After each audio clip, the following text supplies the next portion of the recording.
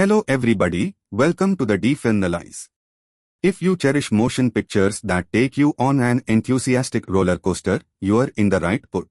Today we are kicking things off with a movie that genuinely epitomizes each feeling, and believe me, it's a ride won't want to miss. So sit back, get a few popcorn, and let's get started. 1993 film featuring everything from a massacre and bloodshed to a mass survival. Schindler's List is a film that follows Oskar Schindler from the peak of cruelty to the crown of humanity.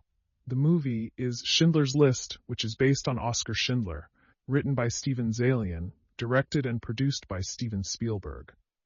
Although it wouldn't be incorrect if Oskar donned the humanist shrug and crown of humanity, but on the other hand, we can't say Schindler was an altruistic person, at least not in the beginning.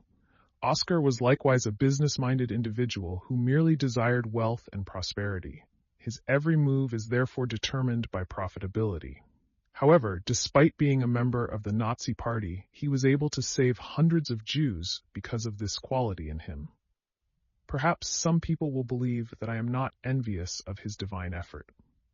Although I have a great deal of respect for Oskar Schindler, there is always some falsehood in documentaries.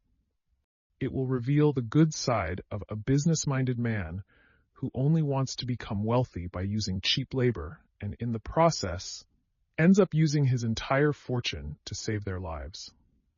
In this movie, there is a scene of a girl in a red coat that was scripted and created very metaphorically.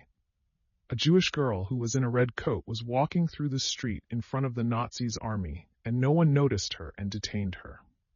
Just like Hitler's army tortured Jewish people, and the whole world ignored their cruelty and let them do what they wanted to do. There is also one more scene, which I personally like the most.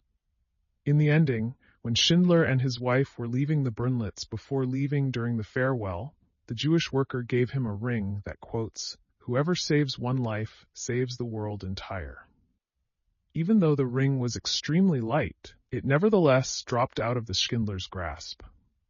According to my theory, it might illustrate how a person's life fell out of his grasp and was irreversibly lost, and he began to feel that he ought to use what little life he still had to save as many people as possible. And it was evident from the scene how much grief he is experiencing when he starts crying. He left for northern Germany, carrying a lot of conflicting emotions, and he never returned. In conclusion, if you enjoy documentaries, you should watch Schindler's List. However, since movies can't depict every detail, you should also learn more about him by searching online or reading Thomas Keneally's book, Schindler's Ark.